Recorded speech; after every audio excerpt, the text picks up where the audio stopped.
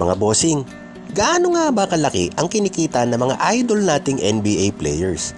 Tara, pag-usapan nga natin si Steph Curry, ang highest paid NBA player ng 2023-2024 season.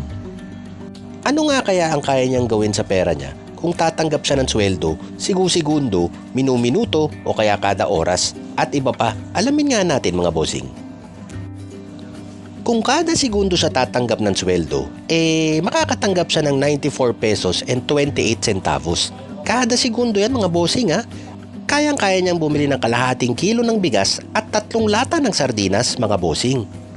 Kung tatanggap siya ng sweldo kada minuto mga bossing, makakakuha siya ng 5,657 pesos na kayang ibili ng 2 sakong bigas na kayang magpakain ng 20 tao sa loob ng 8 araw. Ang lupit mga bossing ano? Kung kada oras naman, kaya niyang tumanggap ng 339,434 pesos na kaya magpasweldo sa Metro Manila ng minimum wage sa 587 na standby. Para nga naman may pambili sila ng lechon manok at saka energy drink na rin kasi nga baka mapagod sila ng katatambay. Diba mga bossing? At kung araw-araw naman ay kukubra ang ating idol, makakatanggap siya ng 8,126,425 pesos. Araw-araw yan mga bossing ha. Kaya kayang-kaya niyang bumili ng 587 din na units ng iPhone X o iPhone X para lang ipamigay sa mga marites. Kaya pa niyang bigyan ng 3,000 pesos na load kada isa para tuloy-tuloy ang tsismisan.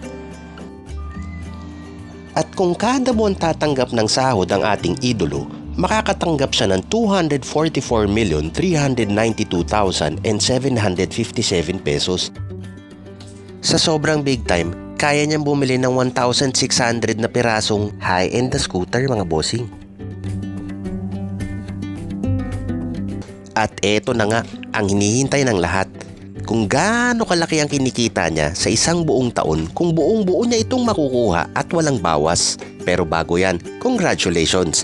Dahil ito ang pinakauna kong video at kasalukuyan mong pinapanood bossing. Kaya mag-subscribe ka na, i-hit mo na rin yung notification bell, i-share mo na rin at i-like, please naman bossing. Ituloy na natin mga bossing.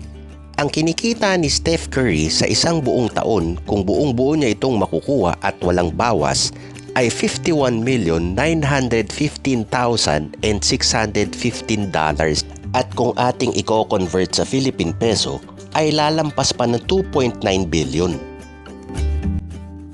Kayang-kaya niyang bumili ng 39 na 5-seater na helicopter na tagwa $1.3 million ang isa. Bumili na rin kaya siya ng tangkidegera at mga kanyon, no mga bossing? Pwede rin siyang bumili ng 4,000 Toyota Vios na pwede niyang gamitin araw-araw, bago araw-araw sa loob ng halos 11 taon. Ang dami talagang pera ng idol natin, no mga bossing? Subukan kaya nating humingi ng pera sa kanya o kaya ay mangaroling na rin sa panahon ng Pasko. Saan nga kaya nakatira to si idol? Kaya ano pang hinihintay mo? Mag-ensayo ka na sa pag-shoot ng balls. Malay mo, ikaw ang tanghaling MVP sa Interpro o Intersitio. At umabot ka rin sa NBA balang araw. Good day mga bossing!